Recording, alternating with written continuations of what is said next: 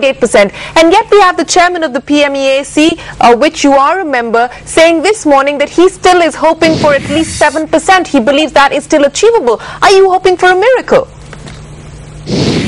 We're hoping to get something going on the ground, not a miracle. If it was a miracle, we could have fought for any number. If you look at 2011-12, which has turned out to be a very poor year, most of the bad effects were concentrated in the second half of the year. The first half actually hasn't really turned out to be so poor. So if in many things we've been moving on issues regarding coal supply and power generation clearance, there may be a sense that actually government isn't doing very much. The government is trying to do many of these things, and with great varying degrees of success. We have got a road program going. We did add a record 20,500 megawatts of power generating capacity in 11-12. I know, Mr. Chaudhary, I know the economic report card. I know the economic report card of the government, but let's be realistic. This is the lowest growth that we've seen in 9 years, sir. You talked about the fact that we are hoping to get things off the ground. What are we hoping to get off the ground? Because when you talk about things like fiscal consolidation, the government's now very clearly articulating and saying it's not going to move on crucial things like diesel and LPG. The government has in fact put out a short while ago their austerity measures. What do their austerity measures say? Ban five-star meetings in five-star hotels, restrict foreign travels. Is that what is going to get us off the ground? I don't think so. That's a separate issue. But the point here is that there are two sets of problems. One set of problems was a series of problems in the executive domain, which is there some traction, there is some movement on that. If you don't believe there's any movement on that, and then you can continue to do matam, then basically hold your head. On the second side, there are macro issues. Macro issues on the fiscal side, macro issues the external payment side, which are probably linked to the fiscal issues, which is affecting investor sentiment, general sentiment very poorly, and will have an effect on macroeconomic performance if they are not attended to. Now, as you are fully aware, that some of these issues are caught up in politics, and they have their own way of resolving it. If we cannot resolve it quickly enough, there's going to be a cost to pay. The cost would be economic performance. Yes, and speaking of economic performance, Sujan Hajra, I want to come to you because, we're clearly expressing shock and matam, as Soumitra Chaudhary was pointing out about this 5.3 number, but your analysis actually shows that net of foreign trade, the Q4 number, growth has actually slipped to 1.5%. Now, that shocks us even more. Take us through the rationale behind your saying the net of foreign trade, we work out to 1.5, so you believe that the data is erroneous once again. Yeah, absolutely. What has happened is that if you look at the data at the current prices, the data is showing that there is a 50,000 crore trade surplus. That's a trade in goods and services, which is about $10 billion worth of trade surplus in the fourth quarter, which implicitly means you should have anything between $20 to $25 billion worth of current account surplus during the fourth quarter FY12, which is obviously not a possibility. And so if that is not a possibility and you knock off the trade balance, basically you look at GDP x foreign trade basis, then the growth for the fourth quarter FY12 comes down to 1.5%. So that's either you believe you will have a 20 to 25 billion current account surplus in fourth quarter, or you have to believe that the growth is actually 1.5%. Shubhra Rao, what do we believe? You heard Sujan Hajra there saying net of foreign trade growth has actually slipped to 1.5%. Week after week, whether it's IIP, inflation, GDP, there's problems with the data, imports, there's problems with the data. But explain this number to us. Well, I think, to be very honest, looking more seriously, we always have found serious discrepancies between the income side of GDP and the expenditure side of GDP. No two ways about it. We have seen at least 40 to 50 bips difference on an average, and there have been a certain quarters where actually we have seen the difference going right up to 2 percentage points. So quite clearly there are huge anomalies in data dissemination, in data collection, in the quality of data, be it on GDP or IIP, or be it on trade, be it on inflation. No, but on the specific issue that Sujan is raising, that if you actually look at the trade surplus figure in Q4, then it amounts to a current account surplus of a minimum of 20 billion. Just on this particular issue, I want your comments, Shubhata.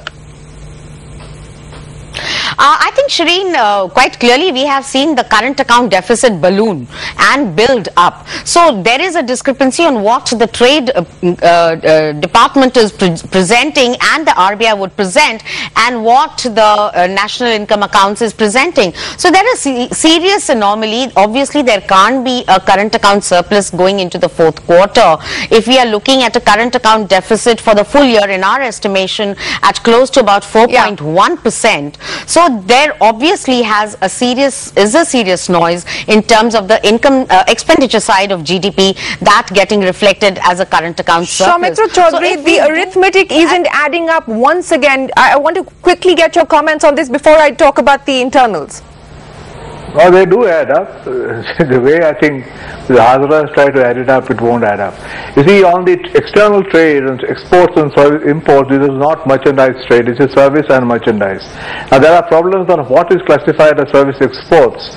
Some of the remittance income subsequently RBI classifies it as a service export and not otherwise. We don't quite know what they've done here. Second is that on the price indices for exports, there are difficulties. So focus only on the current account side, we'll look at the trade surplus. And there is a surplus, but if you notice, the discrepancy has switched signs from a negative number to a positive number.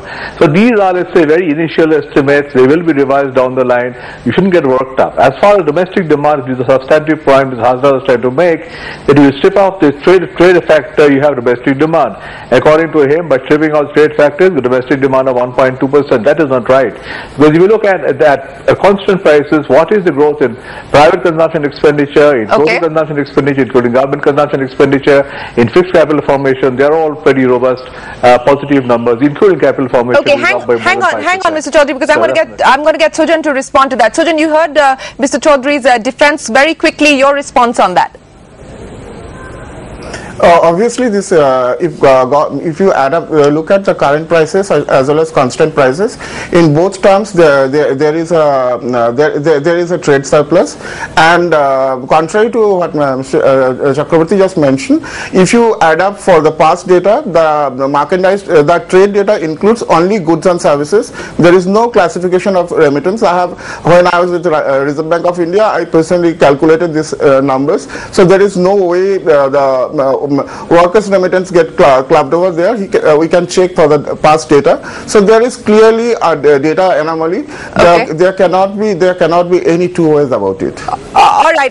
This argument will continue, but Soumitra Chaudhary, I want to now talk to you about the options before the Reserve Bank of India come the 18th of June. How is the Reserve Bank going to try and make sense of the GDP number that we've now had to face with? Is a rate cut now almost likely? Is liquidity easing measures by way of a CRR cut perhaps more probable than a rate cut? What would you like to see? Sir, I would like to see the liquidity, which is very tight in the market, soften. And there are many ways of softening it. I think the most obvious one in this circumstance is actually open market purchase for the Reserve Bank.